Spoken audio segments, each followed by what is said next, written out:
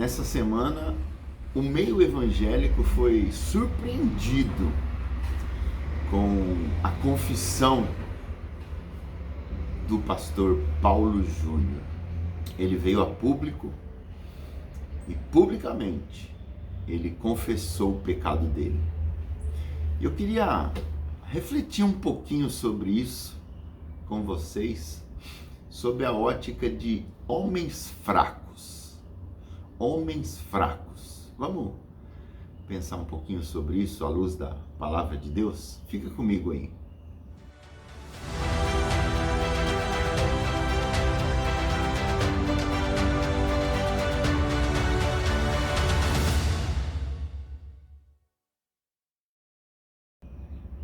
Bom dia! Tudo bem aí com você? Por aqui tudo ótimo, como sempre. Essa sexta-feira abençoada que o Senhor nos dá.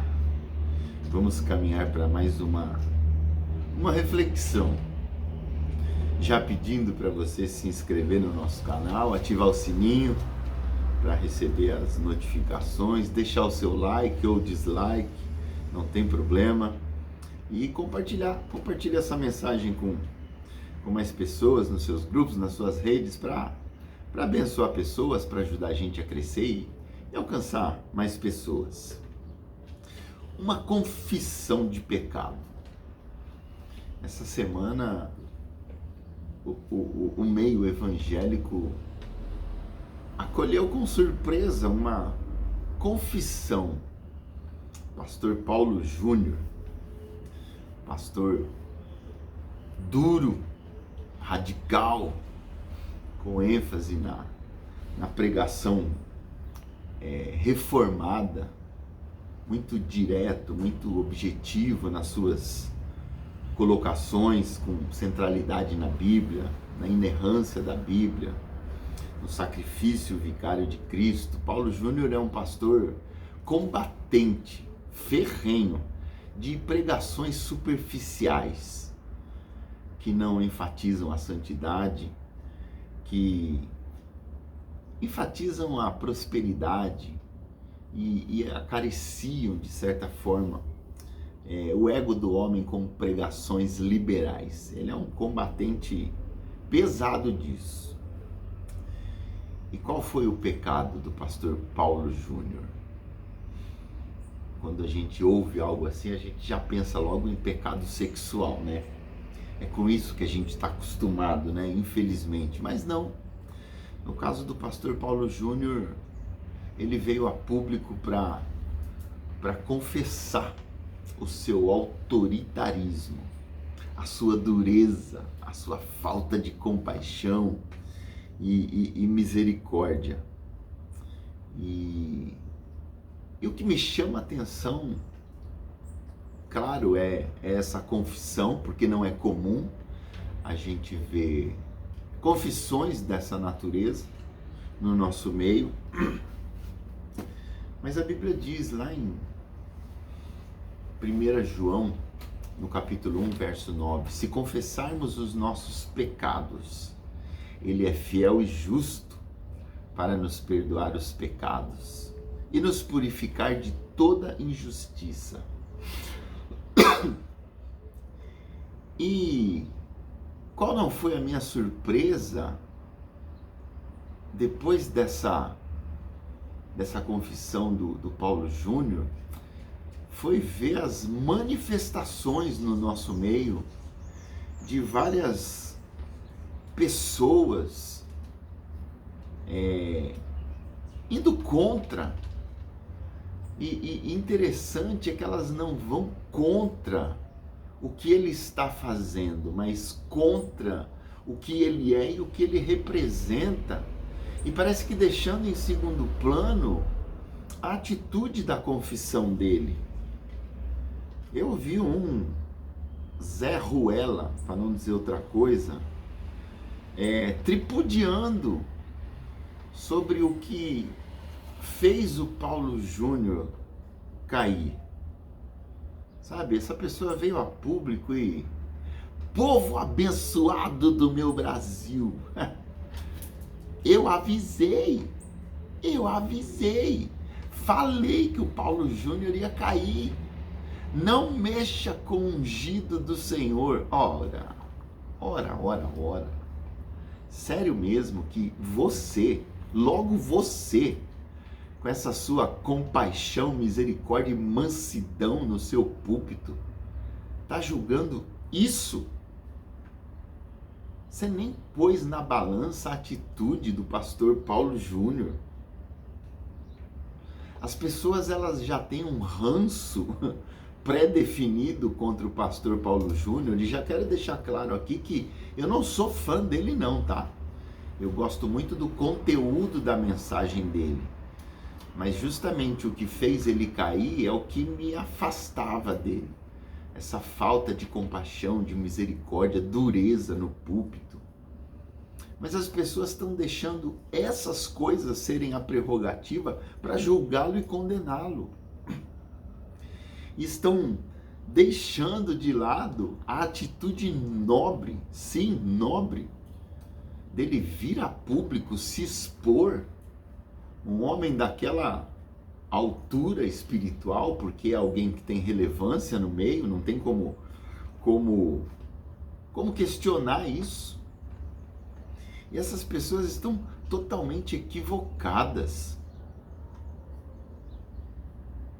Eu vejo esse tipo de atitude e eu pergunto, onde está nessas pessoas o amor e a misericórdia que faltou nele? Com os julgamentos que elas estão fazendo.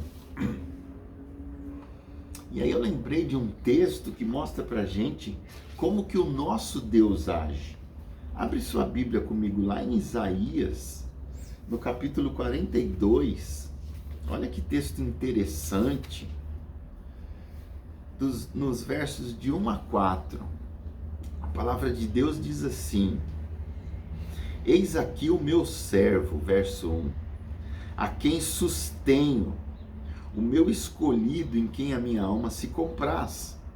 Pus sobre ele o meu espírito, e ele promulgará o direito para os gentios. Não clamará, nem gritará, nem fará ouvir a sua voz na praça. Agora olha que interessante esse verso 3, e a gente analisar ele no contraste do que nós temos visto dessas pessoas que estão crucificando, tentando aniquilar o pastor Paulo Júnior. Talvez porque ele seja uma ameaça para elas. Olha o verso 3. Não esmagará a cana quebrada. Isso aqui é compaixão, isso aqui é misericórdia, que muitos líderes hoje não estão tendo. Nem apagará o pavio que fumega. Sabe, o pavio quase acabando o fogo, você vai lá e pisa em cima dele. Em verdade, promulgará o direito. É assim que Deus faz. É assim que Deus age. Já pensou se Deus agisse com você como você age com os outros? A questão é que a igreja não está acostumada com esse tipo de confissão. Isso incomoda. Por que que incomoda? Porque confronta as nossas posições. Eu vou te dizer com quase toda certeza acerca do que nós veremos em breve. Pastor Paulo Júnior é um homem duro, sim, sem papas na língua, como diz por aí. E esse foi o motivo da queda dele. Ele foi confrontado pelos líderes da igreja sobre a dureza dele, sobre a falta de compaixão, a falta de misericórdia. E muitas vezes aquilo que a gente via no púlpito era o problema dele, porque não se limitava às suas mensagens, aquela dureza, aquela falta de mansidão e misericórdia, ela era refletida no ministério dele com seus liderados. E isso causou muito problema. Mas ele teve a hombridade de vir a público e falar: Meus irmãos, eu errei, me perdoem. E eu vou dizer uma coisa para vocês, sem medo de errar. O que nós veremos em breve é Deus levantando Paulo Júnior em honra, porque são muitos poucos pastores que têm essa coragem de vir a público por causa de um problema desse. Geralmente eles vêm por causa de escândalos sexuais quando foram descobertos. Enquanto ninguém descobre, eles ficam quietinhos. E eu vou dizer para você que uma atitude nobre dessa, Deus honra. Ah, Deus honra. É só você ler a Bíblia. Às vezes que homens erraram e reconheceram o seu erro, confessando o seu pecado, o que Deus fez com eles depois disso. E eu vou dizer para você, pastor Paulo Júnior, se ele voltar manso, humilde, com uma palavra doce, mas sem perder a essência dele, eu arrisco dizer que vai ser um dos melhores pregadores que a gente já teve nesse Brasil. Agora, isso incomoda, como eu falei. Eu fico pensando quantos pastores não estão, nesse momento, blindados pela segurança de seus púlpitos, pela segurança que seus púlpitos lhes promovem. Quantos pastores não estão vivendo uma vida dupla de pecado?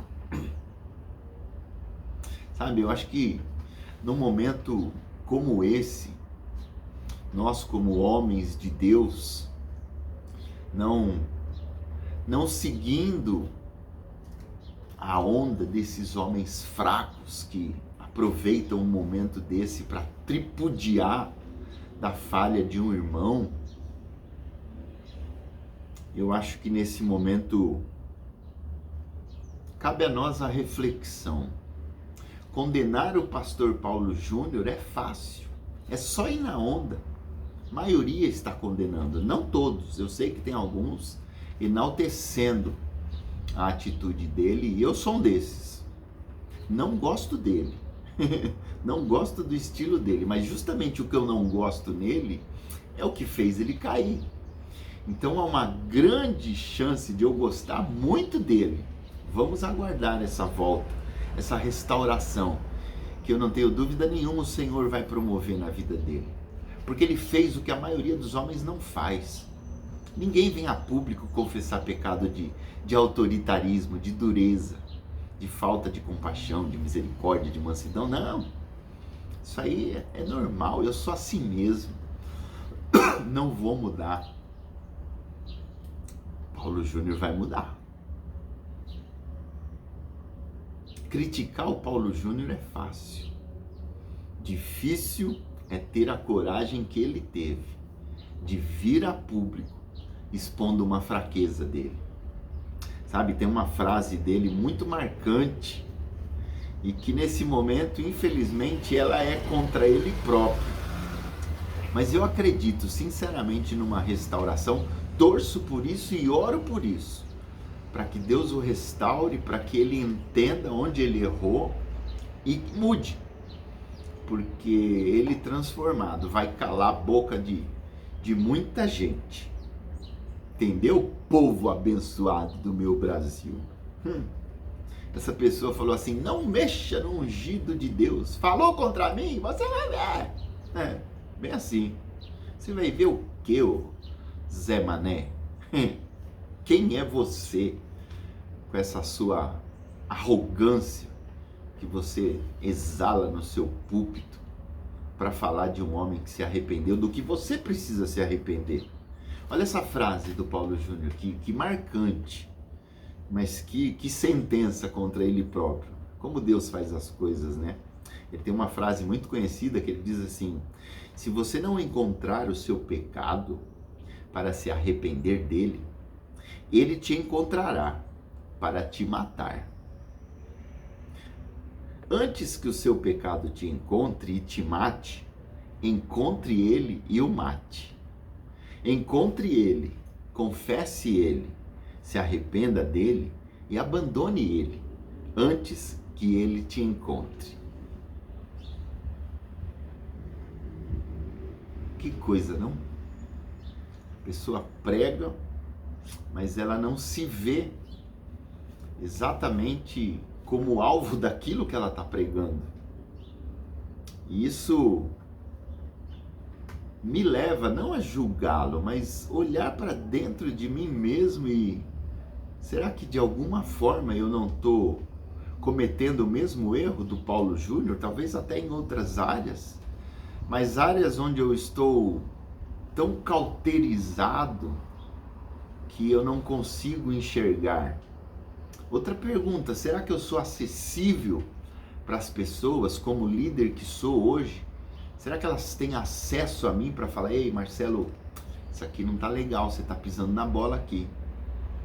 Ou eu estou numa posição de soberba e de arrogância que eu sou inacessível, não permito essas pessoas chegarem perto de mim com essa prerrogativa, com essa ótica. A gente tem um texto lá em 2 Timóteo, no capítulo 2, que nos exorta, nos fala como que deve ser o servo do Senhor. Olha o que diz a palavra em 2 Timóteo 2, 24 e 26. Diz assim, e isso é um alerta para nós que somos líderes, estamos em posição de destaque, de visibilidade. Como que a gente trata aqueles que estão ao nosso redor? Eu não gosto de dizer abaixo de nós, porque ninguém está acima. O único que está acima é o Senhor Jesus. Nós estamos em pé de igualdade, talvez com responsabilidades diferentes. A Bíblia diz assim, lá em 2 Timóteo, capítulo 2, verso 24, ora, é necessário que o servo do Senhor não viva a contender, e sim deve ser brando para com todos, apto para instruir, paciente, disciplinando com mansidão os que se opõem, na expectativa de que Deus lhes conceda não só o arrependimento para conhecerem plenamente a verdade, mas também o retorno à sensatez, livrando-se eles dos laços do diabo, tendo sido feitos cativos por ele para cumprirem a sua vontade. Esse é o versículo que orienta o servo do Senhor a ser brando, amável, manso, humilde, para poder instruir outros com compaixão, com misericórdia. Quem é o nosso maior exemplo, senão o Senhor Jesus? É só olhar a vida dele, como ele era doce, como ele era humilde, com palavras duras, sim, mas sempre carregadas de muito amor, de muita compaixão. E eu vou caminhando para o fim, lembrando um versículo que deve ser um norte nas nossas vidas. Lucas 6,31, quando o apóstolo diz assim, como quereis que os homens vos façais, assim fazei-o vós também a eles. Trate os outros como você gostaria de ser tratado. Seja manso. Tenha uma palavra doce, agradável. Sabe, a minha maior oração nesse momento, olhando a igreja evangélica, o momento que ela atravessa, a minha maior oração sincera é que nós tenhamos mais homens com o caráter do pastor Paulo Júnior, sabe, homens comprometidos com a sua igreja e com o coração disposto a vir a público e expor suas mazelas sem detença, sem restrição, entendendo que é através do arrependimento e da confissão que nós somos restaurados e transformados à imagem de Jesus Cristo. Eu gosto de um texto que Paulo tem para nós lá em 2 Coríntios, no capítulo 12, quando ele diz do espinho na carne, que por 3 vezes ele pediu que o Senhor tirasse, e a gente não sabe o que é esse espinho, mas Deus falou: a minha graça te basta, Paulo, porque o poder se aperfeiçoa na fraqueza. E aí, Paulo, lá no verso 10 do capítulo 12 de 2 Coríntios, diz assim: pelo que sinto prazer nas fraquezas, nas injúrias, nas necessidades, nas perseguições, nas angústias, por amor de Cristo. E aí ele termina, e é essa frase que eu quero enfatizar. Ele diz assim: porque quando sou fraco, então é que sou forte. Eu não tenho a menor dúvida que a fraqueza de Paulo Júnior vai se transformar na maior força desse homem depois da restauração que Deus vai promover na vida dele. E aqueles que se julgam fortes dos seus púlpitos, vomitando sentenças contra o servo do Senhor Paulo Júnior, vamos ver o que vai acontecer com esses, porque a Bíblia diz que de Deus não se zomba. Aquilo que o homem semear, isso ele ceifará. Eu quero finalizar lendo um versículo para esses, para nós, para você, que está lá em 1 Coríntios 10, 12. 1 Coríntios 10, 12. Presta atenção nisso aqui. Com base nessa ótica de tudo que a gente falou, tudo que a gente avaliou, de tudo que a gente julgou, condenou, sentenciou, Paulo nos deixa uma orientação muito clara e perigosa. Eu leio esse versículo com muito tremor e temor, e gostaria que você que me ouve aí fizesse o mesmo. Quando ele diz assim: aquele pois que pensa estar em pé, veja que não caia. Que a gente possa aprender com esse episódio do Paulo Júnior, que nós somos falhos, nós somos pecadores, nós erramos, mas nós crescemos à medida que nós erramos e reconhecemos o nosso erro, confessamos, pedimos perdão